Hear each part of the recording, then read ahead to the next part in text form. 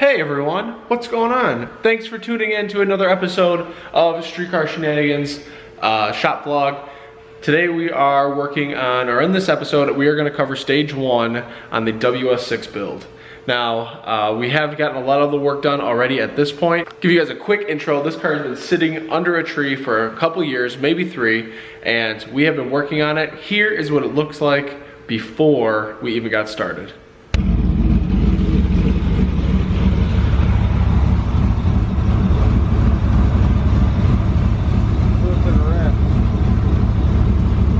It's been sitting for 2 years.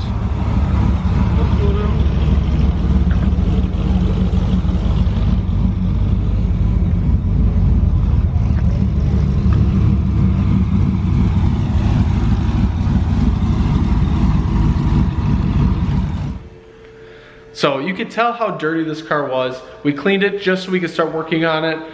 We have to drain all the fluids out of it. We already started getting on the brakes at this point. We have the rear springs installed. We went with BMR 1.25" lowering springs for the rear. It does have strange coilovers. It does have strange adjustable struts in the rear, or shocks in the rear as well. And we're going to be doing a bunch of other things to this car, but we just want to show you where we stand currently, and then we'll bring you guys some final updates on what we're doing with it in the future. So we've already taken all the brakes off. The rotors were extremely pitted. This is after driving it, and they're still really, really bad. So now we are going with power stop, zinc plated rotors. We have HPS pads, Hawk HPS pads. Look at this, is the factory coating on them. I mean, those are still really nice. There's somebody painted them at one point, but they look really good. So that's done. This car does have, and we'll show you guys more information on this, but this does have an S60 strange rear end. So it really is ready for some abuse. It has trailing arm, solid. It has a solid panhard bar. It does not have a torque arm, which is okay. Oh, let's show you the springs. Really nice. So we're doing a ton of work to this car. We've already ripped out the Viper alarm system, which I'll show you guys right here. What's up, guys? Ooh, I need a hat on bad.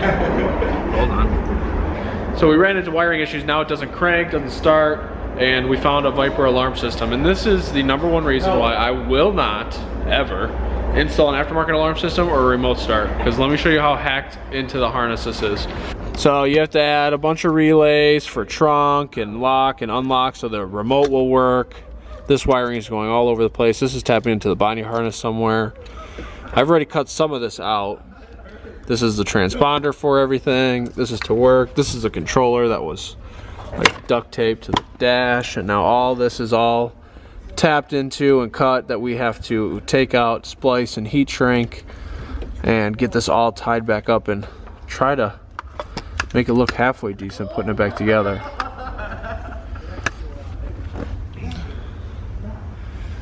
So this is the primary objective of today. The only other stuff that we found is that the gauge wiring, which has cheap electrical tape, which turns into nastiness, but everything else is, you know, there's no heat shrink. It's just wires wrapped together and then electrical taped. Now everything looks like it should work just fine, but it didn't. And if you hit the brakes, the illumination for the gauges came on, so that needs to be addressed. So wiring, it's another big wiring project, all because somebody wanted an aftermarket alarm system. It was a huge mess.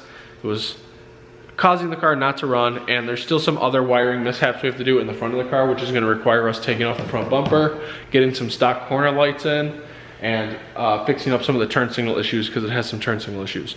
Also on the rear tail lights, we had to replace all of the bulbs. One of the whole lens was full of water. However, now we're getting a different issue. The passenger side tail light is much dimmer than the driver's side. And they've been obviously spray tinted before, if you didn't see when we walked past. They're black as can be. So I don't know if it's a spray tint to blame or if it's a wiring issue, so we're gonna check the voltage. We're gonna worry about that stuff as well. But thank you guys for tuning in for this episode, and here is the work that we've completed. I wanna give you guys a quick walk around of what it looks like now, because there's gonna be a ton of work on this car, and I've talked to the owner of the car, and we're actually gonna do it in stages. Stage 1 is gonna get it from sitting for 2 years to running and driving halfway decent. We're not gonna really tear into too much performance stuff. We're gonna obviously put good parts on it, but we're gonna, well, I'll show you what we're gonna do. So just by looking at it, obviously it has a aftermarket intake manifold and throttle body, SLP, cold air intake. It does have a set of long tubes, MST wires, aftermarket fuel rail, but it just goes to a stock fuel lines from the tank, so it's really just looks like it might have bigger injectors as well. Everything else looks to be pretty much factory. It does have some aftermarket wiring here and there, which is causing some issues already. The interior is super clean. It's actually a 27,000 mile car.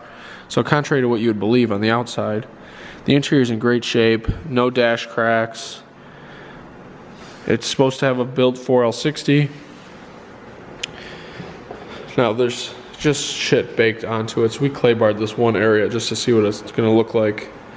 And it's looking pretty good. So you can see here how terrible it is versus one little spot that's just cleaned. So, I mean, it's going to be a really pretty car. He's going to put different wheels on it. The tires are all dry rotted really bad, so those are going to change. The brakes are all pitted and rusted really bad, so those are going to get changed. Well, that's pretty much the start of it. Stage one is going to be just getting it to where everything works appropriately and it can drive safely, and then we're going to start worrying about the performance aspect of it. All right, what's up, guys? We are working on both the F-bodies in the shop, and I'm going to give you an update on the Viper alarm system, since that's the one that we were just talking about a second ago. So they just pretty much tap into any and everything. So all this stuff is aftermarket wiring for the windows and locks, so the remote will work. They give you like a tap to tap into another thing, which I'll show you. I took it out already. So now we have to go back, take these all apart, strip, solder, and that'll fix that. Here's all the shit out of it. And I mean, all this stuff is just tapped. There's still some more wiring to go. We gotta remove the alarm, the siren. This is the gauge wiring that we're gonna redo, but this is what is tapped into from the other stuff. So once again, strip it, solder it, reheat shrink it, put it back together, tuck it all up, zip tie it all back together. And then there's two wires going underneath the hood that we have to find. Oh, I think that's one. Go right there. Yeah. So there's one right there. Okay, that solves that. This alarm's gonna come out because that's what that's for. And this is all zip tied together. And then that'll remove it, but not quite repair it.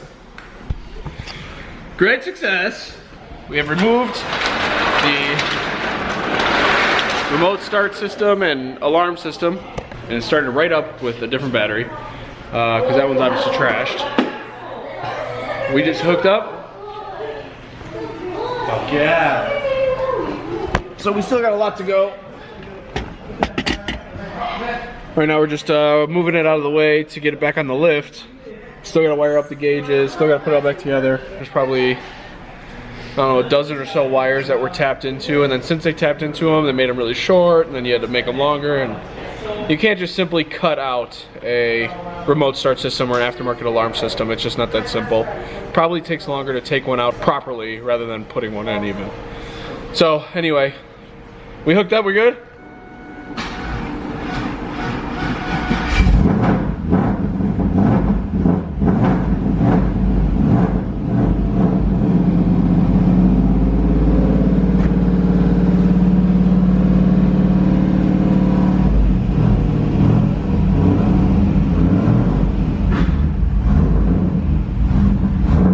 Close the trunk.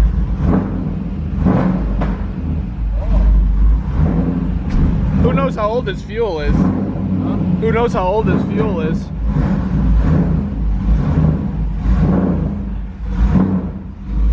Hey, good morning, guys. We weren't planning on really working on the WS6, but we definitely wanted to clean it today. However, we figured out last night when we got it running that the taillight was full of water. So we pulled the taillight. Oh man, it stinks. And now like all the connectors are messed up, and also, are the sockets replaceable in there? Oh yeah, check that out. Both of them are.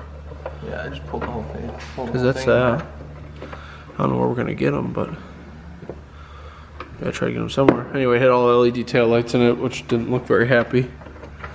I don't know if we're gonna put LEDs back in it. Probably not. I found the amplifier for the subwoofer that is not hooked up. I mean, it's attempted to be hooked up, but it's not. So we got to work on that. I'm not sure how fun that's going to be.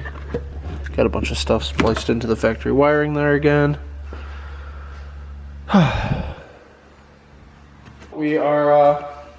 We're gonna back this. We're gonna get it out of here. We did put a battery in it, but it has the wrong battery tie down, so the battery is not tied down. But we got a battery in it. It's got the wrong stud in it, so we'll have to figure that out also. But it's on there good enough where it'll drive. And we're gonna take it. We're gonna power wash it. And when it's out in the sun, we'll show you how bad the paint is on it right now, so you can see the before and after on how clean it's gonna be. But we're gonna try to clean it as best as we can, just so it's nicer to work on. Might go get some gunk and spray the engine down so that looks nice and shiny. But we will give you guys an update once we get it clean. We get it back at the house. We can start cleaning it today. We do have a party going on at the house, so no way. You know, we kind of got a bunch of stuff going on today. That's why we didn't want to do too much work on this. But once you get started on it, you just kind of keep rolling. This is the third one now. Third huge wasp nest. This is taking over this one. We're probably gonna drive it with no taillights on it. Have Dan follow me close, because we gotta clean it without this on here. And this is filthy. So, getting crazy. All right, now that it's outside, I gotta show you guys how freaking filthy this car is. We got the taillights out of it. We found some nests I showed you already. But I mean, that is just nasty. Nasty, nasty.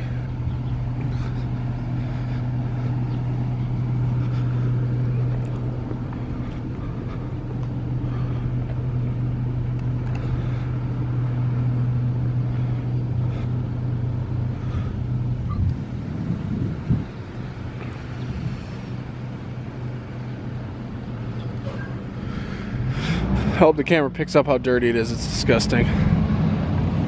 So I'm dragging the power washer out. I'm gonna probably just do like a base rinse to get all the leaves and everything out of it. Then we're gonna soak the engine down with some gunk, remove the battery, soak it down with some gunk, let that soak for a second, sud the rest of the car, and then blast the whole thing down. So I'll show you guys the completed project. Well, it's cold and wet, but we got the first deep clean done on the Trans Am. We're probably gonna clay bar and wax it when we're all done with it, but it was just so filthy, it was hard to even work on. But I can't believe how much better it looks now.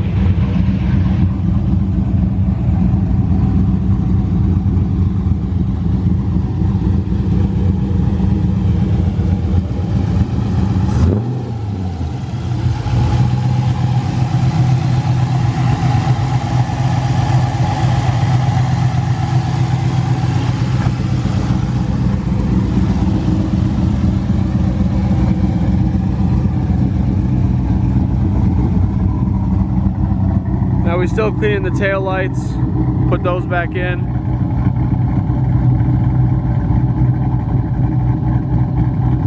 Sounds like he's got a small cam.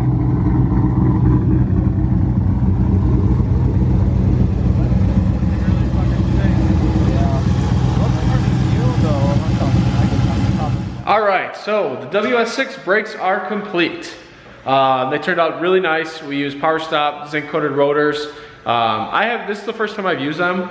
I have a couple complaints about them, but overall they're really, really nice. The reason I've used them is because my friends who have used them, they just stay like that. They stay shiny. That's awesome by itself. Now, one thing I will say is that they're nothing too fancy. They're drilled and slotted, which we all know is just for looks, but they don't have directional fins on the inside, which is sometimes nice to see. They do say that that improves cooling, but I'm sure they will be good. They will get the job done for sure. Just to recap, so Dan took this all apart last night, so thanks to him for us being so efficient today. He came up here, took all the brakes apart, did the rear springs, so it's got the lowering springs like I mentioned, and he actually has an update to show you guys while he was working on it. So I'm gonna clip that in. What's going on, guys? Dan here, Streetcar Shenanigans. So we have got some goodies in today for the WS6. Some BMR lowering springs for the rear and drilled and slotted rotors, plus some Hawk HPS pads since the brakes on this bad boy aren't so hot. But I've already started working. I got the rear down, shocks off, sway bar off, the end links for now. Here's the old springs. So There she is, drop down, nice S60, which would be nice putting this, but a little difficult to find and pretty pricey. But so I'll show you a little comparison between the stock shocks and the lowering springs. Springs, I should say, my bad. And the lowering springs here in a sec. Already got one part done. There you go. Springs are in. Everything's back on. All you really had to do was loosen this off, take it off. These obviously come off. Loosen this off, pull the shock out. Same on both sides. Let the spread bar hang down a little bit. Lower the rear. Drop the old stock springs out. Replace them with the new lowering springs. Bam! Man, it's amazing how much little height difference makes such a huge difference. So the back end looks way better. I don't know what it is about F-bodies and their front wheel offset. They're just never really right. But the rear's on point. And it looks great. I'm gonna torque the wheels down. I'm gonna take it for a spin, and that's it. I'm gonna go bed the brakes in, and we're gonna take you guys for a ride at the end. We're gonna do like a video review of this car, show you kind of just some clips out of these series of videos to show you guys what we did to it. But for now, that's all I have for you, and thank you so much for watching.